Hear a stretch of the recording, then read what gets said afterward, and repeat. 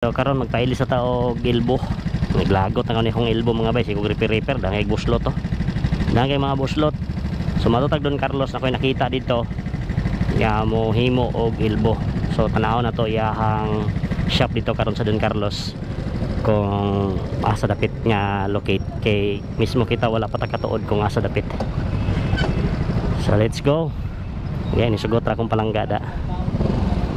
Nga magpataod ko. For sure. So wala na to ni pilay presyo ani. So i-vlog sa nato yang tindahan para makita kay wa kay gapo sa yang tindahan og asa nga located. So palupara na tog drone, nagdala kog drone jud. So espesyalo na to na iyahang kwan. Yang tindahan karon. So ako starting balin siya. So magtigi-tigi ra kay tag video mga bay kay akong duha ka battery sa GoPro wa na ako na charge gaahak oy. Kalimot man day ko nga magadtog Don Carlos karon. Laag pa mong gud mi gabi igod.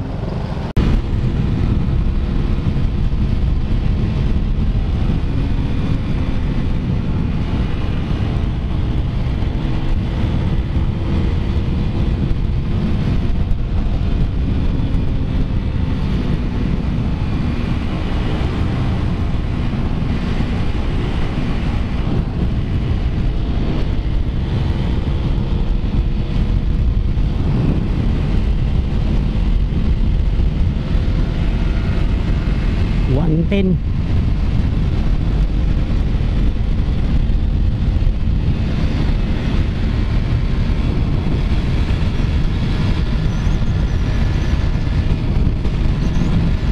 Abot pa kag 120 ni. Abot kag 120 oh. Wapon ta to nag GPS ko ba.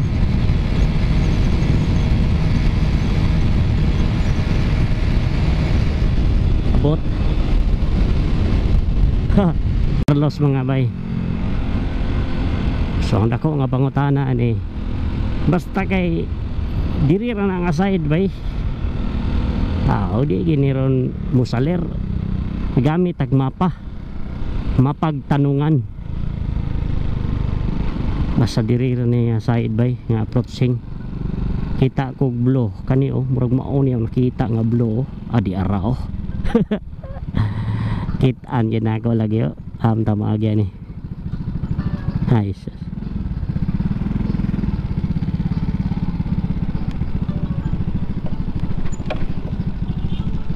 Maugin eh. Maugin eh. Ay kita pinakauna ng customer.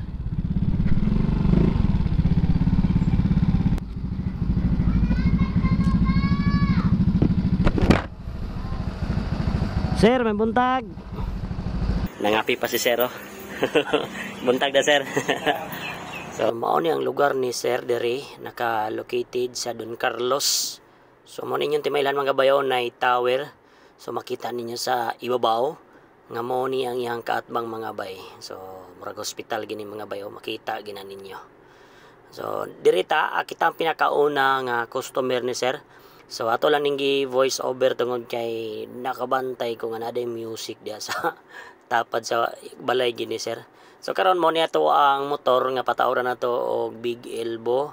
So karon maka elbow na ginigtarong ning motora ni kaysa kadugay karon ra jud ko nakauna gid magpa-elbow tungod kay akong elbow nga sige na og repair DIY na buslot na jog maayo. So mo ni ang yang mga kahimanan diri tanawa ra gud na og ipantigom ni Sir. So daghan na gid ay kan ni nagpatrabaho diri kay daghan naman kay nahurot ni nga mga bala sa mga grinder sa panay lang ipambala na yung mga tambutso nga mga inilisan mga elbow. O daghan na jud kay diri mga scrap tungod kay nag-open din ni si Sir 2018 siya nag-open. So dugay-dugay na gid ni si Sir nag sakripisyo pod ani yang shop di ay. So diri nagplano na si Sir nga among elbow padakoon jud og maayo. So mo na yang gitudlo-tudlo dia taman dira. So makita ninyo kung asa gyud taman ang pinakadako dia nga elbow mga bay. So salamat jud kay Sir John nga iya gid tang gi-entertain og maayo diri mga bay. Iya jud gi pasabot sa tuwa kung asa mga plastada ani. Kay mismo siya man gid ang kamao pod kung asa gid nga part ang maplastar niya atong tambutso. So yagi kong gi-advisean nga isibog nato dira sa pikas kilid para nga mas nindot og high mount to sa tanawon. So kani si sir expert gid sa mga inaani kay syempre daghan na gud siyang natauran nga mga klase-klase nga mga motor. So kini paghato ang Raider J ra ni. So mo na nga sa sige na mo istorya, so daghan namin na tabi-tabi dinhi. Oh, kana gid unta na gini actual gid unta nga pagstorya namon sa mo gid nga ang music dili masilbi to og moto itong padayonon kay kabalo na ta. Si Lolo Whitey lisod kayo dili ni mo siya pwede nga mabasta-basta kung ang music dili sa iyaha nimo kwaon matik copyright din niya dito. So na gitanggal na ni Sir Jan og sugod para iya na nang matistingan or makita po niya tong ilbo kung unsa kapangit atong ilbo mga bay. Muna nga giset saitan po na to tagaan mo na to siya gihent sa mga mahitabuan ni. Muna nga si sir na din nagpadako dayon. So ang bracket ana dili gyapon mawala mga bay. Patauran gid na po siya nindot nga bracket. So mapakita na ko sa inyo ang plastada ani karon. So muna ni iyan na ning gitanggal, dara. Iyan ang gigamitan og mga power tools nga dugay na jud ni sa iyahan naguban-uban ni mga tools mga bay. Kita niyo nang mga legendary na nga mga tools. So ang akong gipasabot diri dapat sa may ligid is ang tambutso dapat dili mulagpas siya sa ligid kay para parehog style sa akong power pipe mga bay ba. Kay katong ni agin lagpas niya sa ligid tungod kay ngatong elbow lagi sabay-sabayan naman to DIY elbow ra man gud to. So pasalamat jud mo sa akong partner nga niuyon siya nga magpataod ko og big elbow. So marang naka hatik-hatik na pud ta diha og ano kanang gitawag nila og time lapse. Pero kadjot ra kay nga time lapse mga bay tungod kay naay mga explanation ang pasabot ni sir sa kuha. Para sama niini. Kani siya naghimo siya ani nga part mga bay para sa tambutso tungod kay atong gitaod nga elbow pareha kadako sa stock sa Raider 150. So mao na siya nga iyak yang gipasabot sa kuha nga kani nga klase pwede mataod sa atong Raider J tungod kay nga atong Raider J pareha rin na siya bangag sa Raider 150 mga bay. Po ang kalainan lang is kanang bangag sa bolt bitaw. So mo nang iyara nang gipadak-an. So kana solido puthaw ginayang gimo mga bay nga di jud siya mabawog. So mo na yang gamit gyud kung magpabuhat ta diha og big elbow mga bay. So iyan na nang gikaliper gisukod niya daan kung asa dapat magbangag kay para nga dili gyud sipyat ang pagbangag mga bay oh.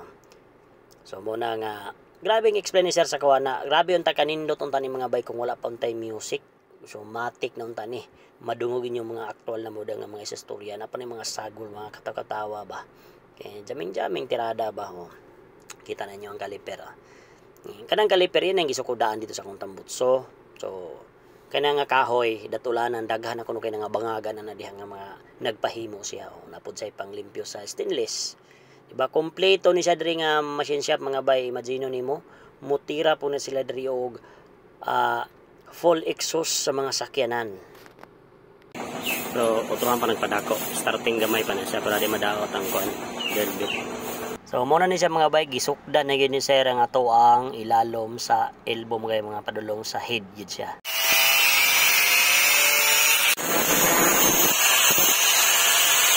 Libre pintal na siya. Taod na ang pinakauna. So, gitaora nagsingsing ang ato ang elbow nga padulong sa head kay para kaptanan. So muna ang gitawag og TIG weld mga bay.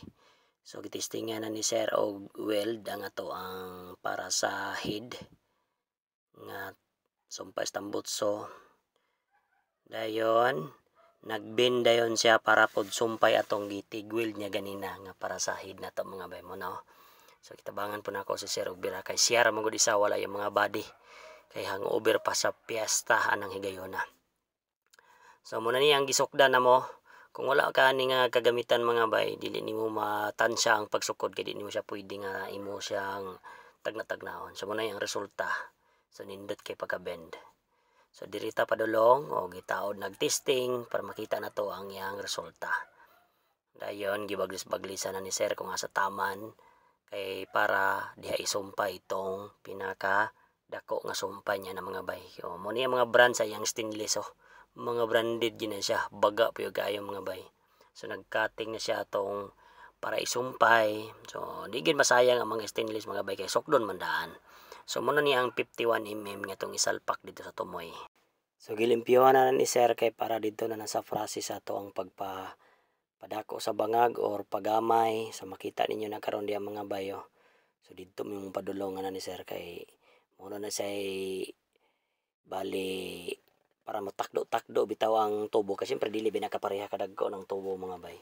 So muna yan tirada diya ay mga style niya diya. So dire gi-explain niya sa ko pareha na dili magina sa mutakdo. So ang bahaton ana isulod ni muna siya nang iyahang murag fabrication mga bay nga kanang diha kaniyo. Tao iplastar niya daan ng kuan i-jack ra na sa nimo mga bay.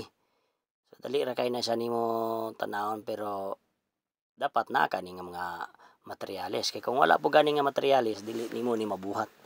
Naraw kanang gitawag og imbudo diyan mo na siya pasulod pagamay na siya bali. Pagamay na ayan na diyang hinahinayon og jack kita din yung mga resulta diaron. Inana din ang pagpatakdo-takdo dahil sa mga stainless. Bantog ra nga matingala tang anong mag-abot na sila. So dili din na ingon nga imo nang tabas-tabason na brana. Kulang pa. Gamay. So iya pa nang dungagan.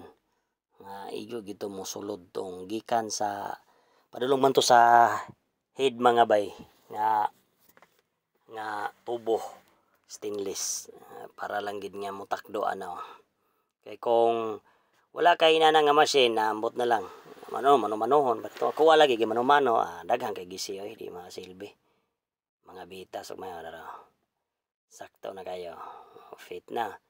So yang imo na kuha na pud sa tong isa kana na pod ang atong ipatakdo unsaon na papatakdo. So nagyapon siya ay machine. So yang gimo kanarang gamay yapon iyang gipadako tuara mura siya og imbudo gyapon pero ipasud siya. So naa jud ka dapat ana kay kung wala ka ana lisod ka panaod og tambutso kay mo ginay pinakalisod gid sa mga tambutso kung wala kay nana mga butanga. So kada daghang klase nga dagko nga tubo pwede magamitan ana. Tama. Ginay na niya di ba? Kita ginyo nga ni-expand gid ang stainless nga tubo. Tuara. Mura nag-imbudo po og dagway. Iya day nang ikuan ron. Iya day nang itistig ako bron.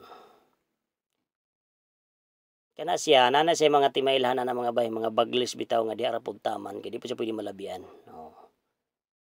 Di ba? Kuang pagamay sa murag ganang pa niya na gamay. Iya pa nang plastara gamay. Kay kuang gamay pero gamay ra pod. So dara mga bay na plastar na siya. Kita ninyo na pagtesting ni sir. So akob na siya di ba? Di ba? So diretso na ta dito sa symbol mga bay. So biyaan na nato ning video. So dito pikas. Mao na ang ingon sa inyo dara. Plastar na tanan mao na siya mga bay. So i-plastar na nato na ato ang elbow dira. Kay na naman na siya marking pero murag na iris. So itisting sa sukod ni sir daan para nga makating dili bitaw siya makuan ma-perfect gid sa pagkating bitaw.